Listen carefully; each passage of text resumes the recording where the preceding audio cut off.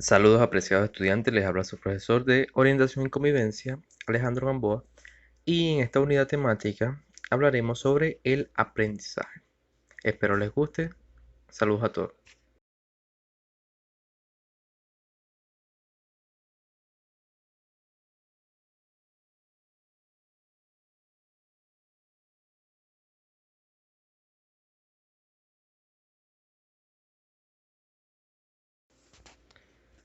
Dentro de las preguntas claves que tenemos en esta presentación se encuentra la siguiente. ¿Cómo aprendemos? ¿Qué es el aprendizaje? ¿Cuáles son los métodos de aprendizaje? ¿Y cuáles son las teorías del aprendizaje? Esta y otras preguntas serán respondidas a lo largo de la presentación.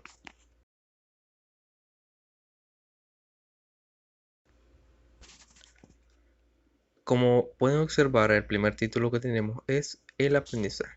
Muchas de nuestras acciones y conductas, como leer, escribir, bailar, manejar computadora, conducir un carro y hasta estudiar para un examen, la adquirimos a través de el aprendizaje.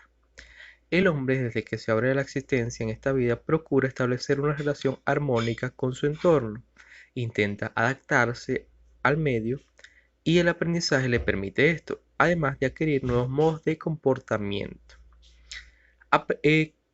¿Cómo podemos definir esta palabra aprendizaje? Bueno, es un proceso que ocurre en el interior del individuo y refleja un cambio relativamente permanente en su comportamiento, como resultado de la adquisición de conocimientos, hábitos y experiencias. Como pueden observar, lo principalmente que ocurre en el aprendizaje es un cambio en el comportamiento que va a ser el resultado de la adquisición de conocimientos, hábitos o experiencias. Nunca vamos a ver el aprendizaje como tal, es decir, el aprendizaje es un concepto abstracto. No lo vamos a ver, pero sí vamos a ver los cambios que ocurren en nuestra manera de actuar y esta actuación indicará si ha habido o no un aprendizaje. El aprendizaje no es observable de manera directa, solo se puede tener una referencia de qué ha ocurrido. Los psicólogos miden el aprendizaje observando en este caso los cambios de conducta o el modo en cómo se ejecuta una acción. Sin embargo, gran parte del aprendizaje ocurre sin que haya algún cambio considerable en nuestra conducta. Por ello, no se puede decir que no hay aprendizaje, solo que ese aprendizaje, en vez de ser manifestado, es latente, es decir, se mantiene en el ser humano. Pero, como les decía, la mayoría de las veces los psicólogos, para poder medir si hay un aprendizaje o no, lo que se hace es verificar que hay un cambio en la conducta o un cambio en el modo de actuar. Ahora mencionaremos las modalidades del aprendizaje. El aprendizaje se puede clasificar según ciertos aspectos que pueden abarcar: 1. El aspecto cognitivo o saber, que implica conocimiento, manejo de información y nociones. El aspecto psicomotor o saber hacer, que implica habilidades, actitudes, destrezas y, en este caso, acción o ejercitación. El aspecto afectivo o querer hacer, lo que quieres hacer, que implica motivación, intereses, aspiraciones, sentimientos y expectativas. Como pueden ver, esas son las tres esferas por las que gira un aprendizaje: el saber hacer y el querer hacer. Diferentes tipos de aspectos. El cuidado y la interacción o interrelación de estas tres modalidades de aprendizaje nos llevará a la modificación del comportamiento o cambio de la conducta. Para ello es importante la calidad de nuestros objetivos como fuerza impulsadora de esa acción. Es decir, es muy importante la motivación en el aprendizaje, tanto como tener de relevancia que se gira en torno a esos tres aspectos: el saber hacer y el querer hacer, para poder observar un cambio relativamente paulatino en la conducta. Como pueden observar, aquí tenemos los métodos de aprendizaje. El primero es por símbolo.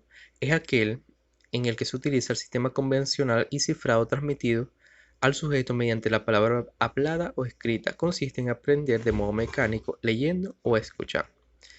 El segundo sería por observación, donde el mensaje transmitido es apoyado en medios tecnológicos de comunicación, lo que facilita la observación En este caso podemos decir que al signo se le agrega el lenguaje y se añade, es decir, al signo del lenguaje se le añade la imagen. Tenemos imagen, tenemos texto e imágenes para transmitir un mensaje. Un tercer método sería por experiencia.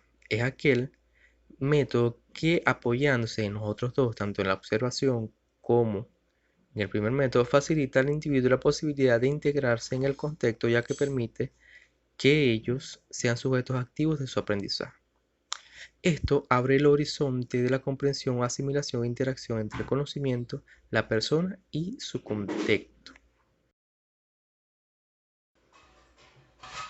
Ahora vamos a mencionar una de las teorías del aprendizaje, que es el condicionamiento clásico. Esta teoría fue elaborada por Iván Pavlov.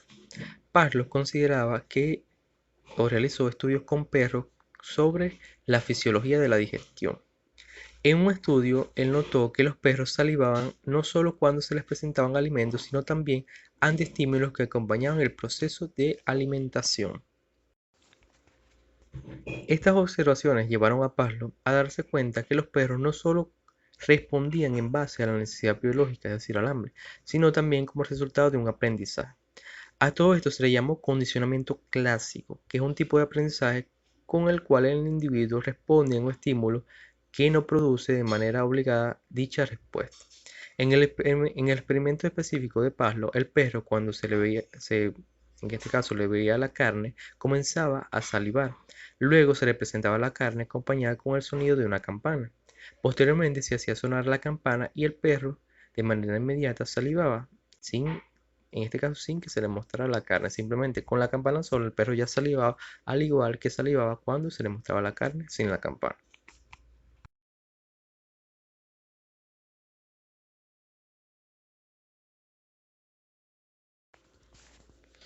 Aquí tenemos una síntesis de lo que es el condicionamiento clásico. Aprender una respuesta condicionada involucra la creación de una asociación entre el estímulo condicionado y un estímulo incondicionado. Al usarse unido este estímulo neutral con el otro, el primero se convierte en un estímulo condicionado adaptando las condiciones del segundo. Por esto podemos dar una explicación sobre el temor que tenemos al ir al dentista. Vean lo que le pasaba al perro. El estímulo neutro en este caso sería la campana y el estímulo incondicionado sería la carne o la comida. Y como pueden observar, el estímulo condicionado y el estímulo incondicionado terminaron realizando la misma función. Para concluir, hablaremos sobre el aprendizaje como un proceso. Bueno, se dice que la adaptación del hombre al medio es un proceso constante que implica un cambio relativo permanente en la conducta como resultado de experiencia. Este proceso en el que el individuo logra responder a las demandas de la vida es dinámico y constante. Para ello implica objetivos claros y determinados que hay que conseguir a través de medios específicos para lograr las metas y los objetivos. Se dice además que esto implica una retroalimentación o información del entorno sobre la coherencia entre la meta y la condición del individuo. Además, la acción o reorientación según los resultados, donde se evalúan las consecuencias, límites o alcances del proceso de aprendizaje. En todo este proceso juega un papel preponderante la motivación, ya que ella impulsa eficazmente a la conducta para obtener los logros específicos. Es decir, como podemos observar, el aprendizaje requiere de una serie de pasos considerados que van a llegar a culminar en ese cambio de la conducta, pero que requiere de una constante retroalimentación de las experiencias provocadas por nuestro entorno, donde digamos que una pauta principal es nuestra motivación a desarrollar nuestro aprendizaje y desarrollar las actividades que vemos diariamente son las que van a impulsar sobre todo qué aprendemos y cómo aprendemos de nuestras experiencias.